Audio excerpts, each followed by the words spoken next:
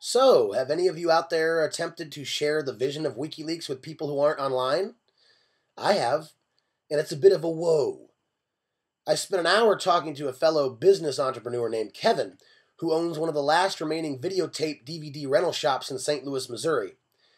I asked him if he knew about WikiLeaks or Julian Assange. He said, yeah, and I asked him what. And he said, he published a bunch of U.S. military secrets, right? Well, sort of. I added to that, bringing up U.S. cables between ambassadors and video of human rights violations. Then he asked, but he did some kind of espionage to get it, right? No, and I explained how all media is submitted to WikiLeaks via the internet, and then I asked him if he watches Fox News. And he replied, well, sure, but that's because when they get their facts, they'll show you a book where they got it from and say, if you don't believe me, you can read it here. So I usually like hearing what they have to say, trusting that they are doing good fact-finding. It turns out he gets his news from the St. Louis Post-Dispatch newspaper, too, which he considered the liberal newspaper, and occasionally listens to NPR, but they are often more socialist than he likes.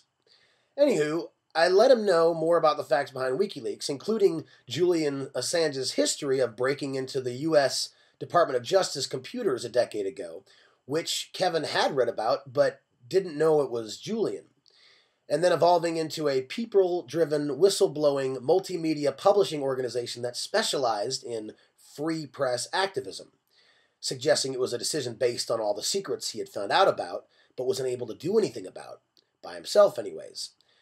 After that, Kevin had some interesting questions. Why am I not hearing about that in the newspapers or magazines I read?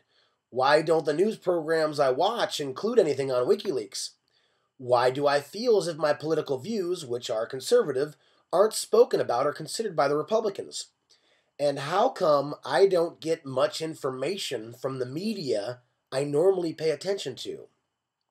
That last question was the overall gist of what we talked about for the next half hour. He felt as if all sorts of stuff was going down around the world, and every time he searched for it, he could only find out about it in depth at a library or from friends in the know. Point is, he couldn't get much from the regular mainstream media, and that was obvious and frustrating to him.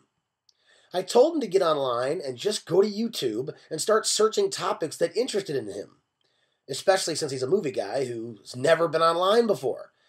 I mentioned he would find lots of propaganda from the right wing and the left wing, but if he kept looking, he would also find tons of documented info that was true and valid and incredibly apropos to what's going on today. I also implied he might find out why he's experiencing such an underwhelming feeling of being left in the dark.